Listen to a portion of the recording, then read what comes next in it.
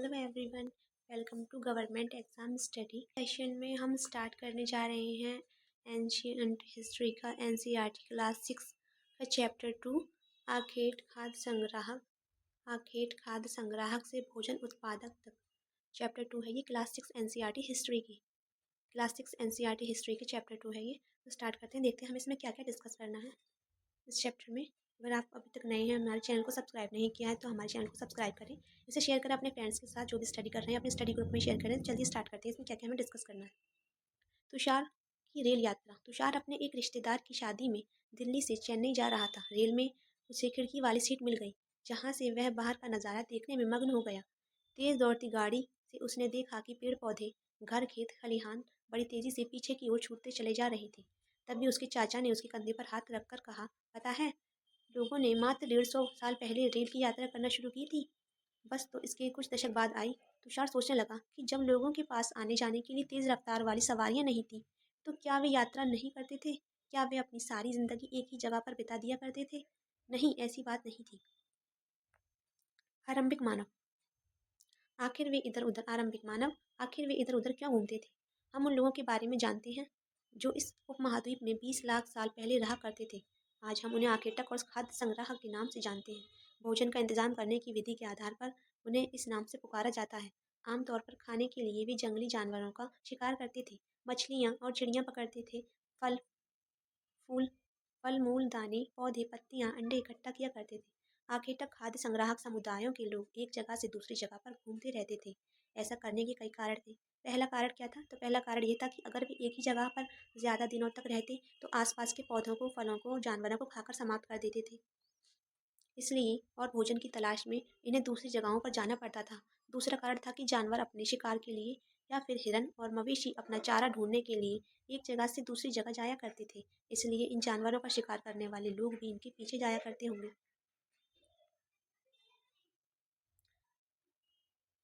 तीसरा कारण यह था कि पेड़ों और पौधों में फल फूल अलग अलग मौसम में आते हैं, इसलिए लोग उनकी तलाश में उपयुक्त मौसम के अनुसार अन्य इलाकों में घूमते होंगे। और चौथा कारण यह है कि पानी के बिना किसी भी प्राणी या पेड़ पौधों का जीवित रहना संभव नहीं होता। पानी झीलों में, झरनों में तथा नदियों में भी मिलता है। यद्यपि कई नदियों और झीलों का पानी कभी नहीं सूखता। कुछ झीलों और नदियों में पानी बारिश के बाद ही मिल पाता है। इसलिए ऐसी झीलों और नदियों के किनारे बसे लोगों को सूखे के मौसम में पानी की तलाश में इधर उधर जाना पड़ता होगा। आरंभिक मानव के बारे में जानकारी कैसे मिलती है? तो पुरातत्वविदों को कुछ ऐसी वस्तुएं मिली हैं जिनका निर्माण और उपयोग आखिर तक खाद्य संग्राहक किया करते थे। यह संभव है कि लोगों ने अपने काम के लिए पत्थरों, लकड़ियों और हड्डियों के औजार बनाए हों। इनमें से पत्थरों के औजार आज भी बचे हैं, लकड़ियों के और हड्डियों के गल गए होंगे। इनमें से कुछ औजारों का उपयोग फल फूल काटने, हड्डियों और मांस काटने, पेड़ों की छाल और जानवरों की खाल उतारने के लिए किया जाता था। कुछ के साथ हड्डियों या लकड़ियों के मुट्ठे लगाकर भाले और बाण जैसे हथियार बनाए जाते थे। कुछ औजारों से लकड़ियाँ काटी जाती थी। लकड़ियों का उपयोग ईंधन के साथ साथ झोंपड़ियों और औजार बनाने के लिए भी किया जाता था। जैसे कि ये है, पत्थर के औजारों का उपयोग किया गया है यहाँ। बाएं, इंसान के खाने योग्य जड़ों को खोदने के लिए किया जाता था, बाएं वाले इसमें। और दाएं में जो है ना, तो वहाँ जानवरों की खाल से बने वस्त्र सिलने के लिए किया जाता था पत्थरों का उपयोग। रहने की जगह का निर्धारण करना। रहने की जगह का निर्धारण करना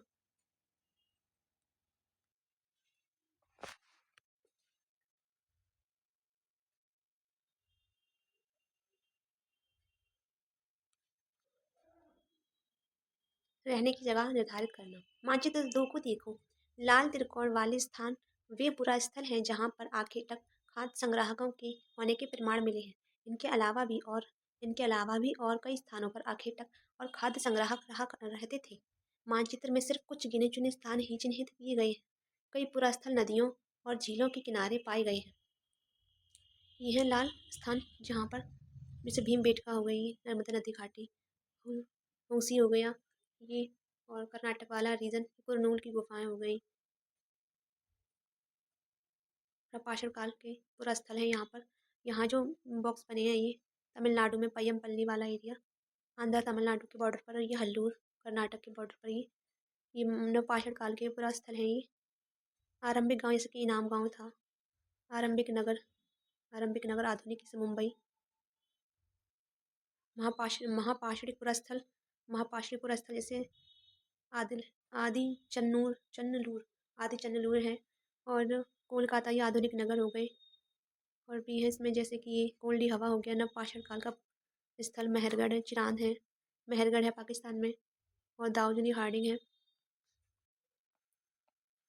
जो और इम्पोर्टेंट फैक्ट्स तो नहीं रह गए इसमें नहीं। और ये चूंकि पत्थर के उपकरण बहुत महत्वपूर्ण थे। चूंकि पत्थर के चूंकि पत्थर के उपकरण बहुत महत्वपूर्ण थे, इसलिए लोग ऐसी जगह ढूंढते रहते थे जहाँ अच्छे पत्थर मिल सके। शैल चित्रकला, इसमें हमें क्या पता चलता है? एक शैल चित्र है, इस चित्र के बारे में बताओ। जिन गुफाओं में लोग रहते थे उनमें से कुछ की दीवारों पर चित्र मिले हैं। इनमें कुछ सुंदर उदाहरण एमपी और दक्षिण उत्तर प्रदेश की गुफाओं से मिले चित्र हैं। इनमें जंगली जानवरों की बड़ी कुशलता से सजीव चित्रण किया गया है।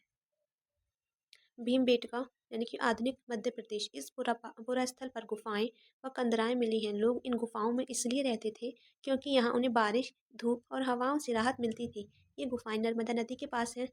क्या तुम बता सकते हो कि रहने के लिए लोगों ने ये जगह ही क्यों चुनी होगी? ये है वो पुरा स्थल किसे कहते हैं? तो पुरा स्थल उस स्थान को कहते हैं जहाँ पुरा स्थल उस स्थान को कहते हैं जहाँ औजार, बर्तन और इमारतों जैसी वस्तुओं के अवशेष मिलते हैं। ऐसी वस्तुओं का निर्माण लोगों ने अपने काम के लिए किया था और बाद में वे उन्हें वहीं छोड़ गए। ये ज़मीन के ऊपर, अंदर, कभी कभी समुद्र और नदी के तल में भी पाए जाते हैं। इन पुरस्थलों के बारे में आपको अगले अध्याय में बताया जाएगा। आग की खोज, मानचित्र 2 में कुरनूल गुफा ढूंढो। यहाँ राख के अवशेष मिले हैं। ऊपर हमने देखा था कुरनूल गुफा। मानचित्र 2 में कुरनूल की गुफाएं हमने देखी थी। कुरनूल की गुफाएं ये तमिलनाडु और आंध्रा वाले एरिए में। यहाँ आग की खोज हुई थी। यहाँ क्या हुआ था? यहाँ राख के अवशेष मिले हैं, राख के अवशेष।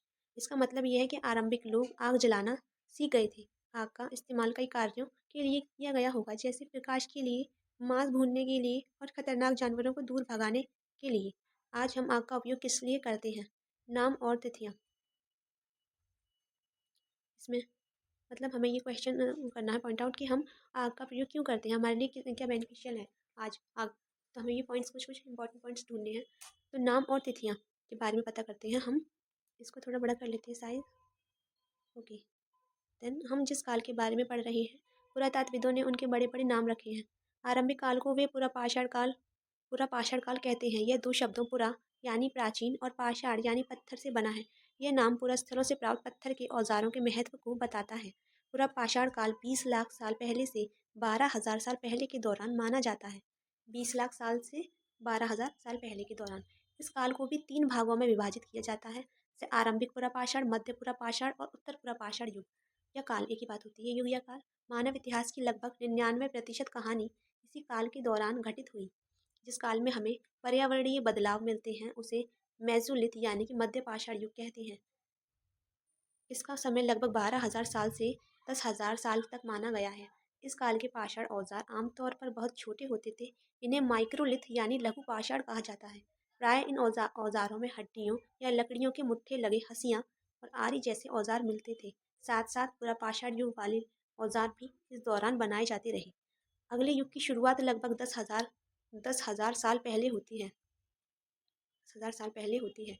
इसे नवपाषाण युग कहा जाता है। नवपाषाण का मतलब क्या होता है? हमने कुछ स्थानों के नाम दिए हैं। अगले अध्याय में तुम्हें ऐसे अनेक नाम मिलेंगे। अक्सर हम पुराने स्थानों के लिए उन नामों का प्रयोग करते हैं जो आज प्रचलित हैं, क्योंकि हमें ज्ञात नहीं कि उस काल में इनके क्या नाम रहे होंगे। बदलती जलवायु। बदलती जलवायु लगभग 12,000 साल पहले दुनिया की जलवायु में बड़े बदलाव आए और गर्मी बढ़ने लगी। इसके परिणाम स्वरूप कई क्षेत्रों में घास वाले मैदान बनने लगे। इससे हिरन, बारहसिंघा, भेड़, बकरी और गाय जैसे उन जानवरों की संख्या बढ़ी जो घास खाकर जिंदा रह सकते हैं। जो लोग इन जानवरों का शिकार करते थे वे भी इनके पीछे आए और इनके खाने पीने की आदतों और प्रजनन के समय की जानकारी हासिल करने लगे। हो सकता है कि तब लोग इन जानवरों को पकड़कर अपनी ज़रूरतों के अनुसार पालने की बात सोचने लगे हों। साथ ही इस काल में मछली भी भोजन का महत्वपूर्ण स्रोत बन गई। खेती और पशुपालन की शुरुआत कब से मानी जाती है? खेती और पशुपालन की तो इस दौरान उपमहाद्वीप के विभिन्न भिन्न भिन्न इलाकों में गेहूँ, जौ और धान जैसे अनाज प्राकृतिक रूप से उगने लगे थे। शायद महिलाओं, पुरुषों और बच्चों ने इन अनाजों को भोजन के लिए बटोरना शुरू किया कर दिया होगा। साथ ही वे यह भी सीखने लगे होंगे कि ये अनाज कहाँ उगते थे। बदलती जलवायु लगभग 12,000 साल पहले दुनिया की जलवायु में बड़े बदलाव आए और गर्मी बढ़ने लगी। इसके परिणामस्वरूप कई क्षेत्रों में घास वाले मैदान बनने लगे। इससे हिरन, बारहसिंगा, भेड़, बकरी और गाय जैसे उन जानवरों की संख्या बढ़ी जो घास खाकर जिंदा रह सकते हैं। जो लोग इन जानवरों का शिकार करते थे वे भी इनके पीछे आए और इनके खाने पीने की आदतों और प्रजनन के समय की जानकारी हासिल करने लगे। हो सकता है कि तब लोग इन जानवरों को पकड़कर अपनी ज़रूरत के अनुसार पालने की बात सोचने लगे हों। साथ ही इस काल में मछली भी भोजन का महत्वपूर्ण स्रोत बन गई। नेक्स्ट है खेती और पशुपालन। खेती और पशुपालन की शुरुआत। इसी दौरान उपमहाद्वीप के भिन्न भिन्न इलाकों में गेहूँ और जौ और धान जैसे अनाज प्राकृतिक रूप से उगने लगे। शायद महिलाओं, पुरुषों और बच्चों ने इन अनाजों को भोजन के लिए बटोरना शुरू कर दिया होगा। साथ ही वे ये भी सीखने लगे होंगे कि यह अनाज कहाँ उगते थे और कब पककर तैयार होते थे। ऐसा करते करते लोगों ने इन अनाजों को खुद पैदा करना सीख लिया होगा। इस प्रकार धीरे धीरे वे कृषक बन गए।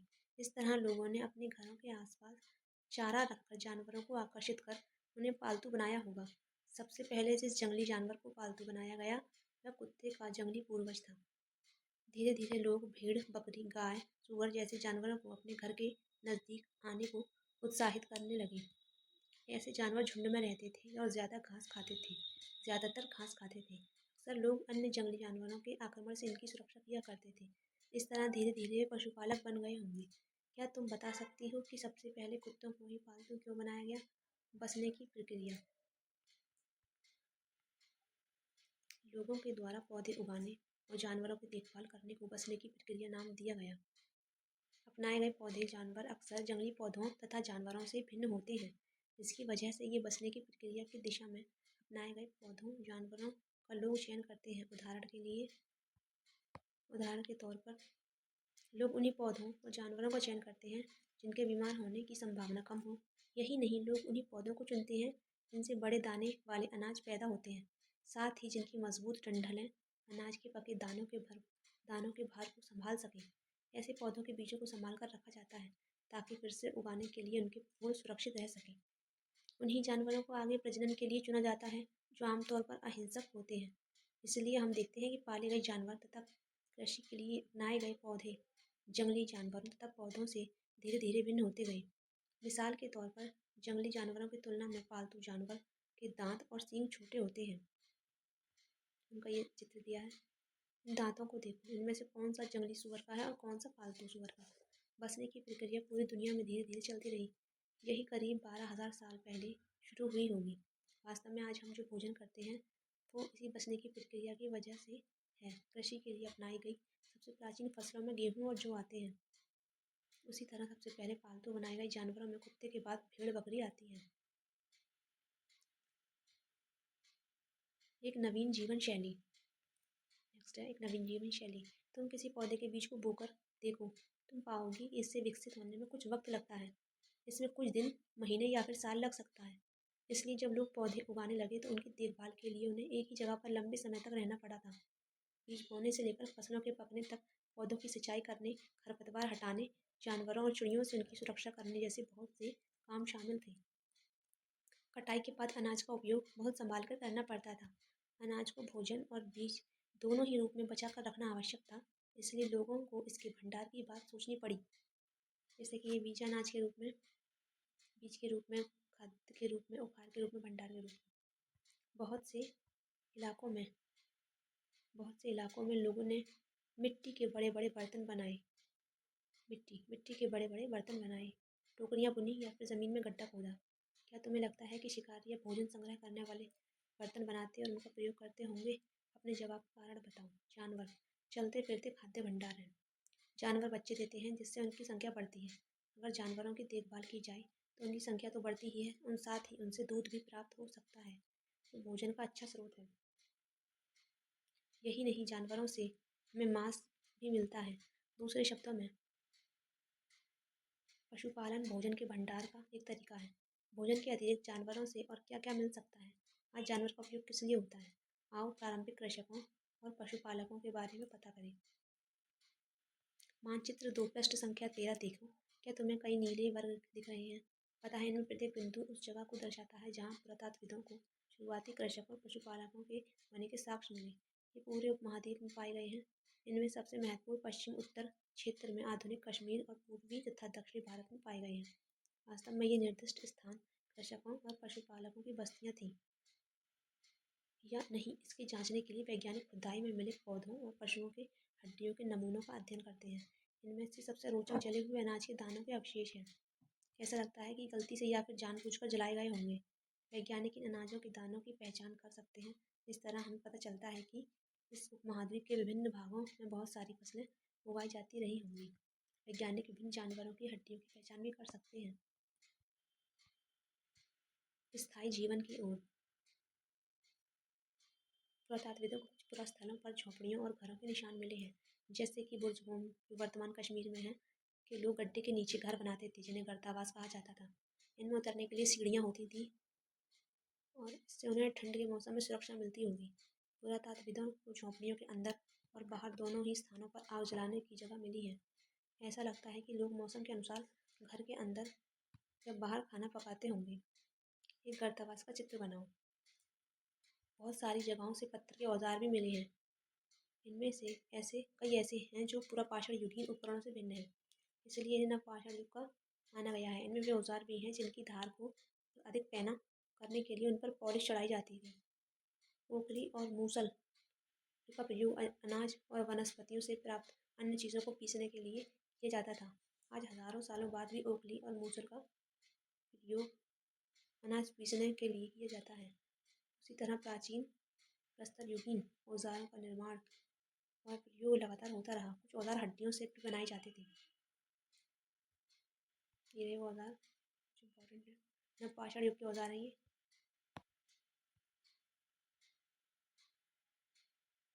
नवपाषाण युग के पूर्व स्थलों से कई प्रकार के मिट्टी के बर्तन भी मिले हैं। कभी कभी इन पर अलंकरण भी किया जाता था। बर्तनों का उपयोग चीज़ों को रखने के लिए किया जाता था। धीरे धीरे लोग बर्तनों का प्रयोग खाना बनाने के लिए भी करने लगे।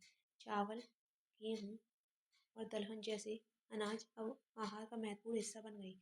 साथ ही साथ लोग अब कपड़े भी बुनने लगे। इसके लिए कपास जैसे आवश्यक पौधे उगाए जा सकते थे। क्या ये परिवर्तन हर जगह एक साथ ही आ गए होंगे? ऐसी बात नहीं है।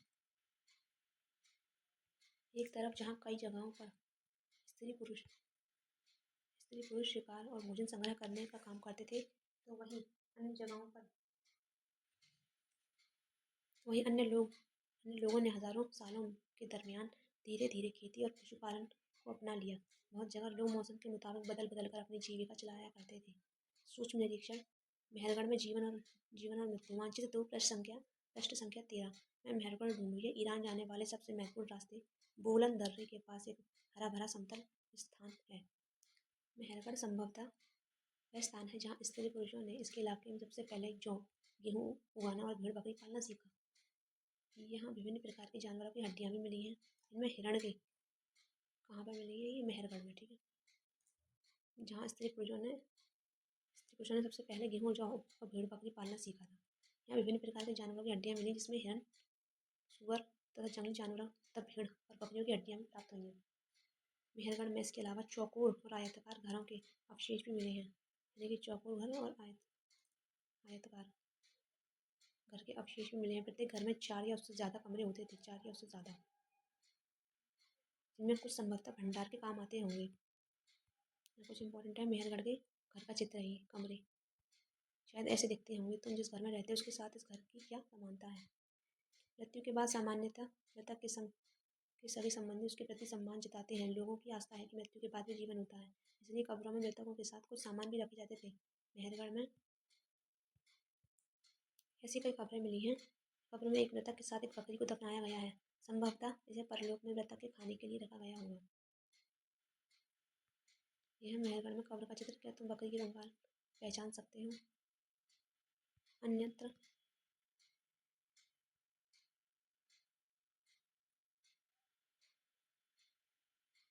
फ्रांस में गुफा में की गई चित्रकारी। अपने एटलस में फ्रांस ढूंढो। यह चित्र फ्रांस की गुफा का है। इस पूरा स्थल की खोज लगभग 100 साल पहले 4 स्कूली छात्रों ने की थी। इस तरह के चित्र लगभग 20,000 साल पहले से लेकर 10,000 साल पहले के बीच बनाए गए होंगे। इनमें कई जानवरों के चित्र हैं। इसमें जंगली घोड़े का, गाय का, भैंस का, गैंडे का, रेंडियर और बारहसिंगा और सुअर को गहरे चमकीले रंगों से चित्रित किया गया है। इन रंगों को लौह अयस्क और चारकोल जैसे खनिज पदार्थों से बनाया जाता था। ये संभव है कि इन चित्रों को उत्सवों के अवसर पर बनाया जाता था या फिर इन्हें शिकारियों द्वारा शिकार पर निकलने से पहले कुछ अनुष्ठानों के लिए बनाया गया होगा। क्या तुम इन्हें बनाने के लिए का कोई और कारण बता सकते हो? एक नवपाषाणिक पुरास्थल। एटलस में तुर्की ढूंढो। नवपाषाण युग के सबसे प्रसिद्ध पुरास्थलों में से एक चताल युग तुर्की में है। चताल युग यहाँ दूर दराज स्थानों से कई चीज़ें लाई जाती थी और उनका उपयोग किया जाता था। और जैसे सीरिया से लाया गया चकमक पत्थर, लाल सागर की कौड़ियाँ, भूमध्य सागर की सीपियाँ। ध्यान रहे कि उस समय तक पहिए वाले वाहन का विकास नहीं हुआ था। लोग सामान खुद या जानवरों की पीठ पर लाद कर ले जाया करते थे। बताओ कौड़ियों और सीपियों का क्या उपयोग होता होगा? कुछ उपयोगी शब्द जैसे आखेटक, खाद्य संग्राहक, पुरास्थल, उद्योग स्थल, आवासीय स्थल, पुरापाषाण, मध्यपाषाण, लघुपाषाण, कृषक, पशुपालक, नवपाषाण। कल्पना करो। ये है अभ्यास करने के लिए। तो चैप्टर होता है कंप्लीट। चैप्टर कंप्लीट था सेकंड चैप्टर। ये NCERT polity class NCERT sorry NCERT chapter complete होता है। ये एनसीईआरटी हिस्ट्री क्लास 6 चैप्टर 2 है, ये कंप्लीट हो चुका। तो कैसे लगा आपको ये चैप्टर? अगर आपको ये चैप्टर पसंद आए तो उसे लाइक करें, अपने फ्रेंड्स के साथ शेयर करें, अपने और चैनल को सब्सक्राइब करें। तो मिलते हैं नेक्स्ट वीडियो में, तब तक के लिए बाय।